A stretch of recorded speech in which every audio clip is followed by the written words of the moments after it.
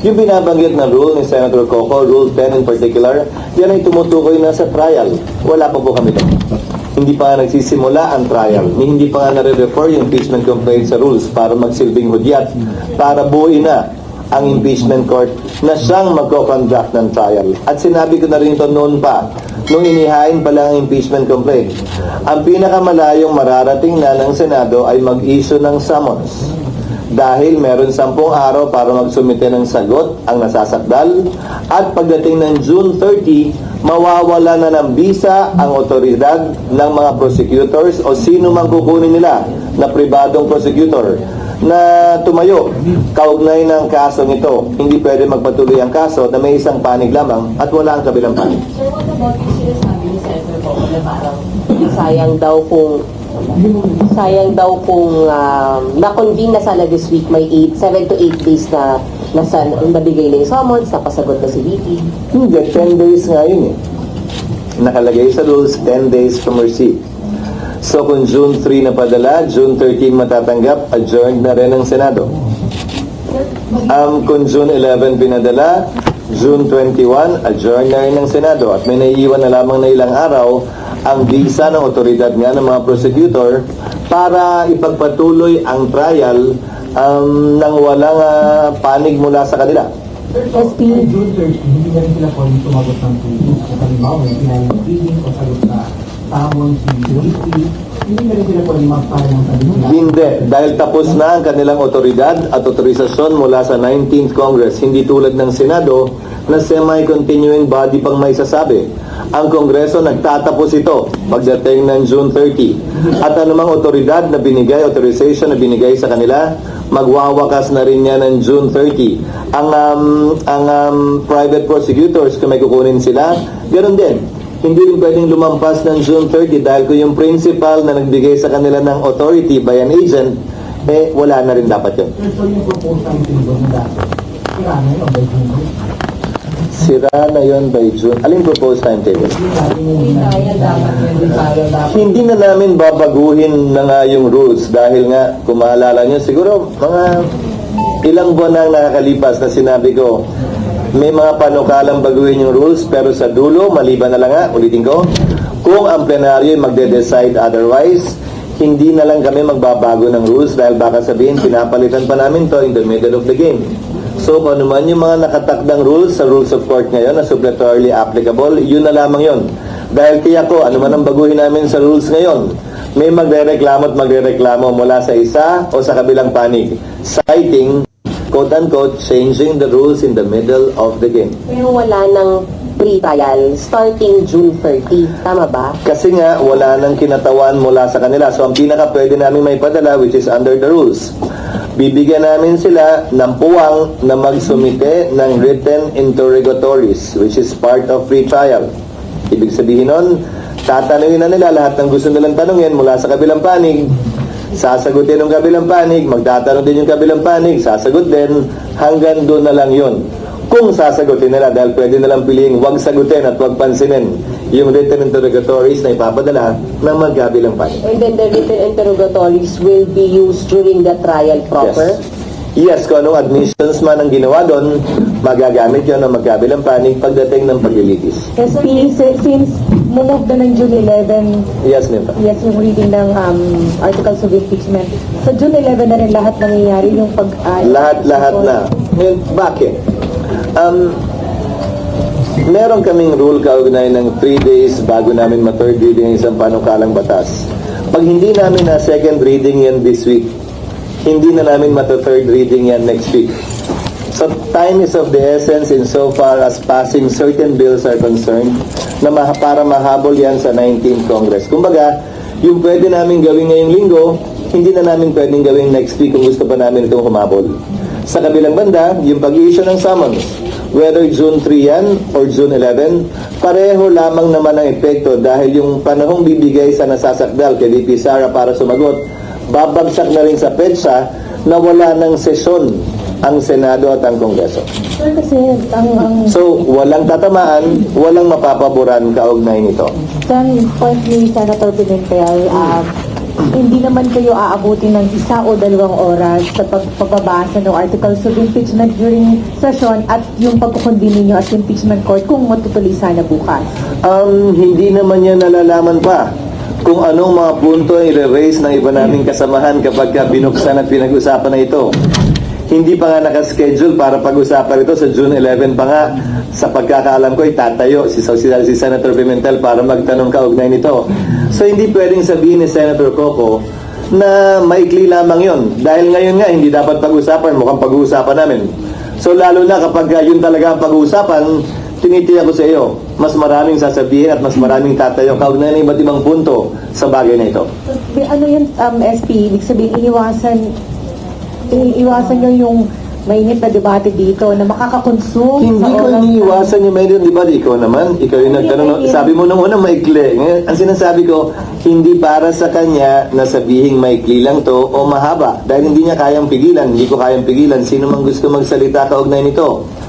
Pero kapag ito'y nagsimula na nga, hindi na namin magagawa yung mga dapat sana namin gawin. Particularly, yung aaprubahan on second and third reading, dahil yung ibang third reading kailangan pa ng BICAM.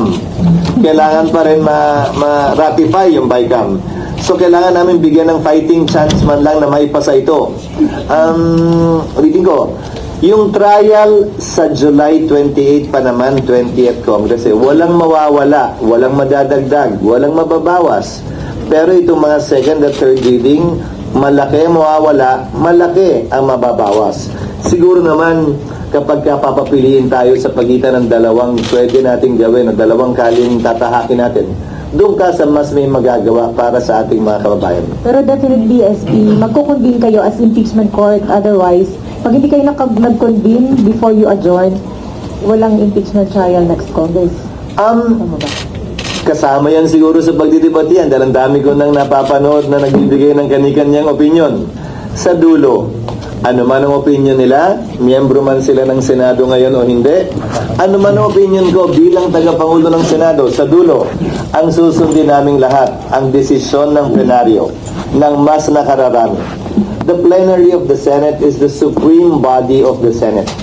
It gets to decide anything and everything. Although at first instance, it can be decided by the Senate President, but ultimately, it will have to be confirmed and affirmed or rejected for that matter by plenary. So yung June 11, so ibig sabihin sa June 11, Kasi na tayo. isa na lang. Hindi po pala. Sabihin, sa June 11, babasahin ng articles of impeachment and then thereafter, magkukonvene kayo sa impeachment court.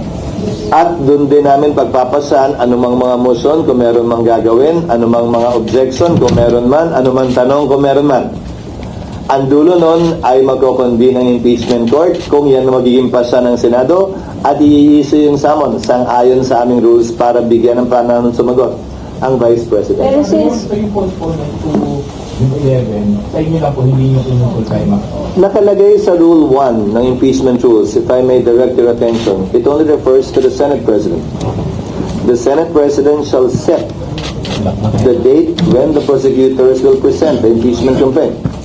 Ngayon, initially, yung Senate President, tulad ng sinabi ko, but plenary can decide otherwise if they should decide to do so. Sir, sabi mo, kung magpapatahan hindi pwede hindi matuloy yung Ang dami ko na kasing naririnig ng mga nagsasalita dito na miyembro ng 19th Congress. Di ba? So, pakinggan natin lahat yung kanilang mga motion. Kabilang na yung binanggit mo kanina na sinabi ni Senator Amy.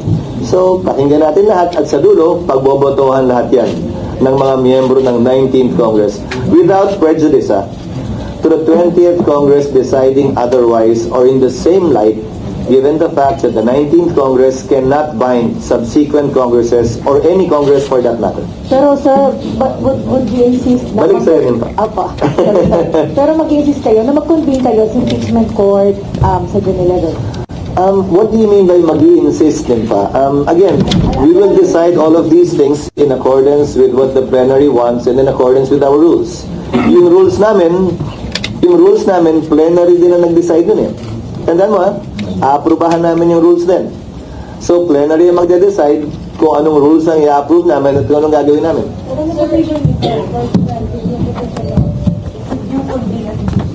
In the natural course, yes. Yun ang dapat mangyari. Unless, as I said, May mag-motion, may mag-object, magbotohan, in the end, plenary will decide. But that is what our rules provide. May answer is yes. June 11 SP. May Sir, yung June 11 SP, hindi pa talaga siya nakataga sa bato. Kasi pwede pang yung plenary magsabi na huwag na mag-convene. Nakatagasa sa bato in the sense na yun na yung panahon na darating ang mga miyembro ng Kamara dito dahil wala nang ibang petsa pang naiwan. Huling araw na namin yun. Pagka-convening, meaning, pag nag-decide yung plenary na huwag mag-convene sa 11, walang magko-convene. Ginawa yan dati ha. Nag-decide doon sa impeachment ni case ni Erap. Nag-decide sila i-convene 6 days after. Sa impeachment case ni Chief Justice Corona, nag-decide sila na huwag mag-convene ng Disyembre, mag-convene na lamang ng Enero.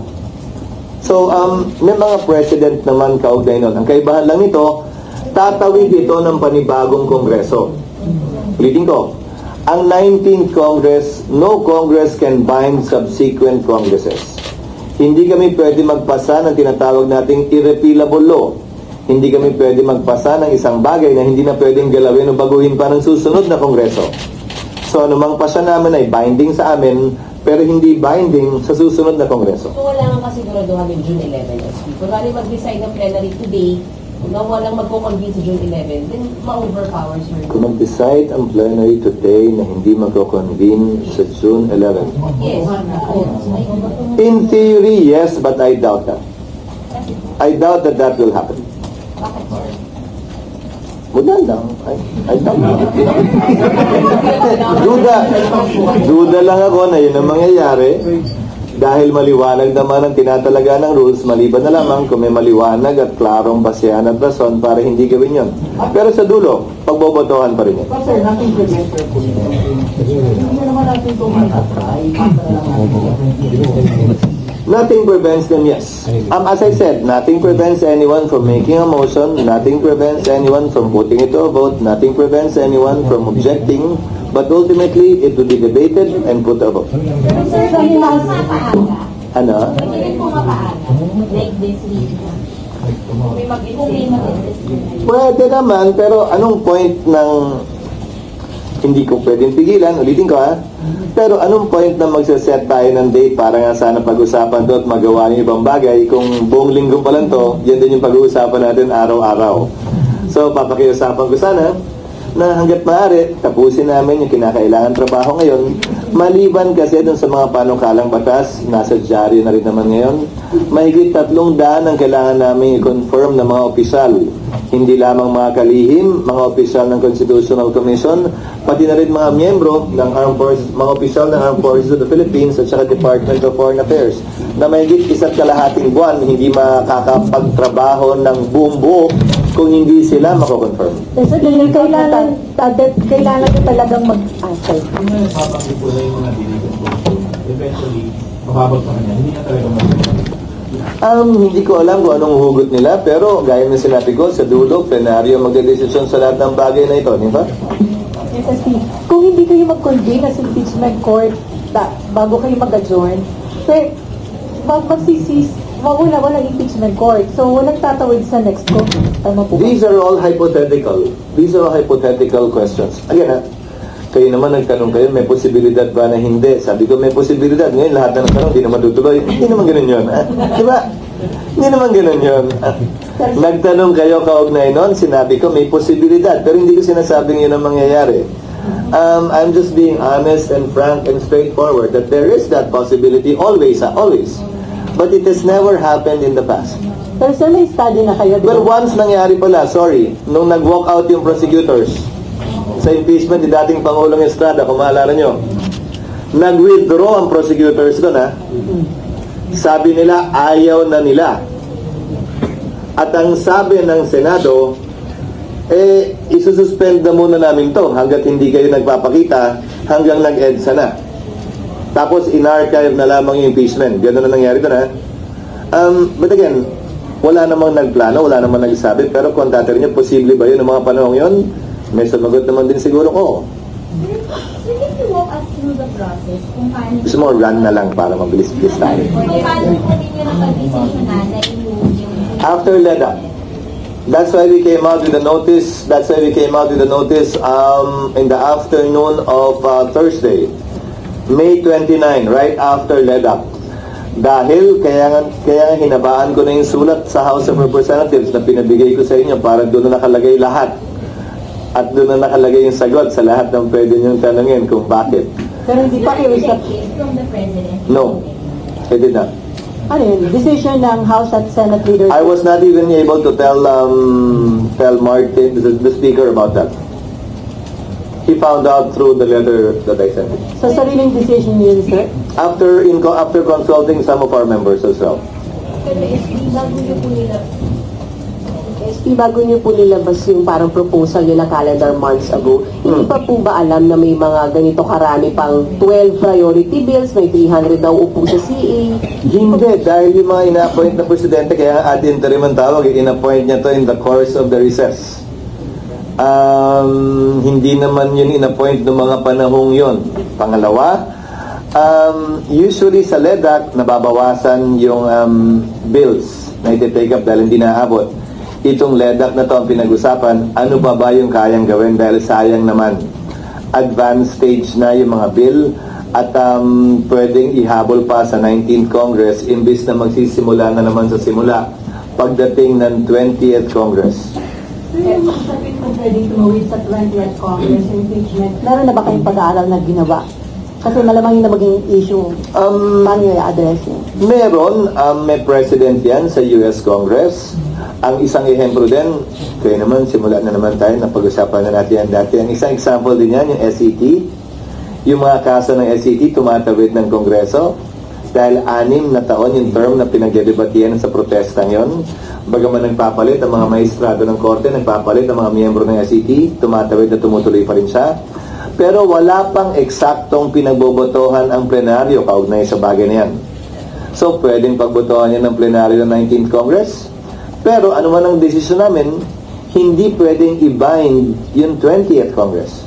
So, pwedeng magkaroon ng ibang pananaw yung 20th Congress. Halimbawa, pwedeng sabihin ng 19th Congress, tatawid yan. Pero ang pasya ng 20th Congress, hindi tatawid yan. At i-dismiss nila. So, depende. Sa dulo, you have to understand, in Congress, plenary is supreme.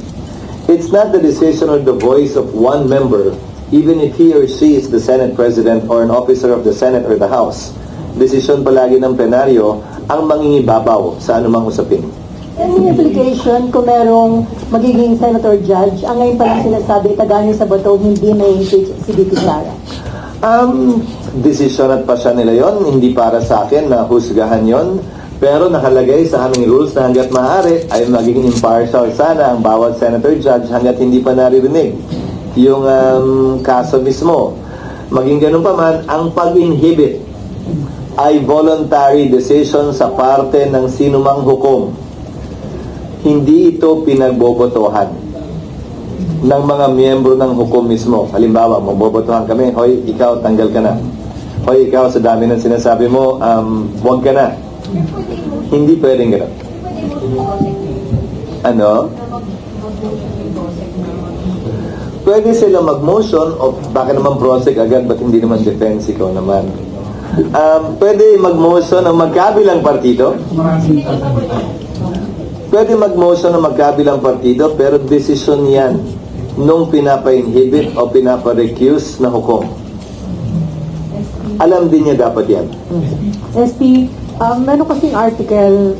Parang nakarami ka ng kapinita ngayong maga. Pasensya na, SP, we have to ask. Meron kasing article sinasabi na yung Yes. pag-delay daw dito sa impeachment, yung pag-start ng impeachment process is for your self-preservation. Nag-propose daw kayo ng 1 week cooling off period bago i-address yung impeachment complaint. Hindi ko makita yung rason. Hindi ko makita yung rason. Mula yata akong kinalaman. Hindi ako yung nasasakdal sa impeachment complaint. I don't see the connection. I don't see the connection between postponing it. Again, walang mapapabura nito. Wala rin itong masasaktan. Dahil ang pinaka-pwede lang naming magawa mula't mula ay mag-issue ng summons. So walang nawala, wala rin na idagdag. Walang binawian ng panahon, walang inambagan din ng panahon. Ang nakuha lang namin dito ay mas mahabang panahon para gawin yung totoo naman talaga naming trabaho na magpasa ng makabuluhang legislasyon at batas. Kaya po yung statement po ni Presidente sa Malaysia, ayaw niya naman talaga may dito sa may effect pa yan doon sa naging Matagal naman na rin yung sinasabi yan, di ba? At sinabi ko na rin kanina, yung pagpapadala ko ng sulat ng Webes, bugso yun ng LEDA, yung kailangan namin tapusin. Walang sinabi ang Pangulo o walang utos ang Pangulo kaugnay dyan. At hindi ko nga rin nasabi kay Speaker Martin noong nandun pa dahil nagpasa kami pagkatapos na nung minamap out na namin yung mga kailangan gawin kaugnay sa mga pinag-usapan sa LEDA. So personally, kasi sa survey, 9 out of 10 nagsasabi na dapat harating at sagutin ni Vicky Sara yung mga kaso sa kanya dito nga sa impeachment. So, sa tingin niyo, better nga naman sagot ito ni Anong Vicky Sara? survey yan? SWA, 9 out of 10 survey. Parang ang dami kong survey na nakikita na iba't iba ang sinasabi. Bali-baliktad ang sinasabi. So, depende na lang. Latest survey. No, ang sinasabi ko dahil iba't iba yung survey, mahirap naman magdesisyon base sa survey. Dahil bali-baliktad naman din ang sinasabi ng survey, hindi dyan ang basihan. Hindi yan ang basihan ng anumang pagpapasya ang ginawa ko. Dahil hindi naman ako tumakbo at hindi naman ako tumatakbo. Sir, pero mga lawyer yung nagsasabi na di ba nga po sa Constitution na forthwith ganyan, Mm. hindi mo ba violate ng Constitution na okay, you went on break, pero ngayon, in session na ulit, bakit hindi pa rin? There are pending cases in the Supreme Court, both for mandamus to compel us to convene and prohibition to stop us from convening. Walang TRO, so we are proceeding as we think best.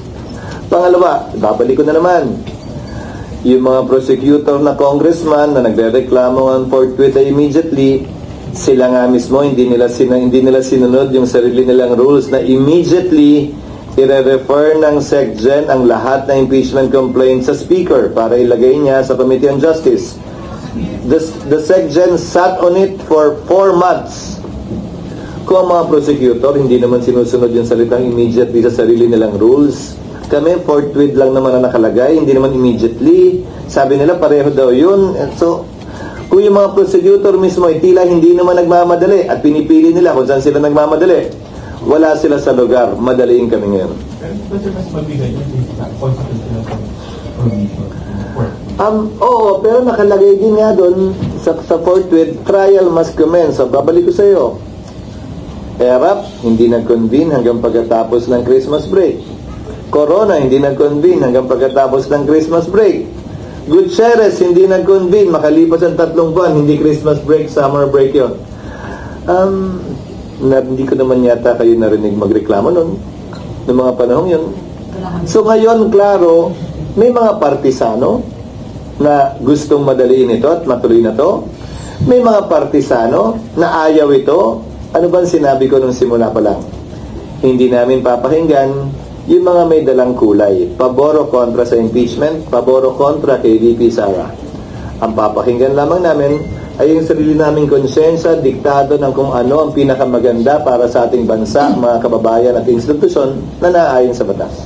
Sir, yung categorically, sir, can you say na yung decision niyo today has nothing to do with the ongoing 14 of votes for the Senate presidency of the 20th Congress? I don't see the connection whatsoever. No. So, has nothing to do with it. It has nothing to do, especially given the fact that the 20th Congress will have a totally different composition. Pero sir, naniligaw na ba kayo ng suporta sa mga kasamahan niyo? Kasi some are saying na may namili na ng support nila dun sa mga vying for Senate president. Nag-uusap, kaibigan ko naman lahat. Pinag-uusapan ng trabaho, hindi lamang sa 19th, pati na rin sa 20th Congress. Pero ang pananaw at tingin ko dyan, masyado pang matagal eh. Kung ano man ang sagot ngayon, baka next week, next month, magbago. So, masyadong maaga. Lahat ng mga usapin at pormahan na ginagawa ngayon. So for now, tatlo kayong contender, sir, for Senator? Ulitin ko, kung ano man ang meron ngayon, magbabago at magbabago yan next week, next month, isang araw bago. So, imbis na 2 buwan nating pag-usapan, pagdebatihan at may maapektuhan pa tayo, pag malapit na lang. Sa ngayon, masyadong marami pang trabaho nakaambang sa harap ko bilang Senate President ngayon. Sa susunod na 2 linggo, doon muna ako totoo ng pansin. Pero mag-focus po ba kayo here in the days to come para maiwasan nga po na sa plenary, impeachment pa rin yung pag-usapan? Mas gusto ko naman yung plenary. Okay lang naman yung plenary eh. Ang caucus, tatanungin nyo rin naman kung anong pinag-usapan Di ba? Di ba? Mas magandang pag-usapan na lang sa plenaryo para marinig ninyo. Walang ulitin ko. Walang nakaschedule pero kung may magbumungkahi, pwede naman pag-usapan din. Pero sa akin, hindi ko tatalikuran ng anumang hamon sa plenaryo dahil mas magandang on the record naman talaga. Yung mga pinag-uusapan, hindi lamang para alam nyo, para alam din ng saling lahi yung mga pinag-usapan ng Senado ngayon.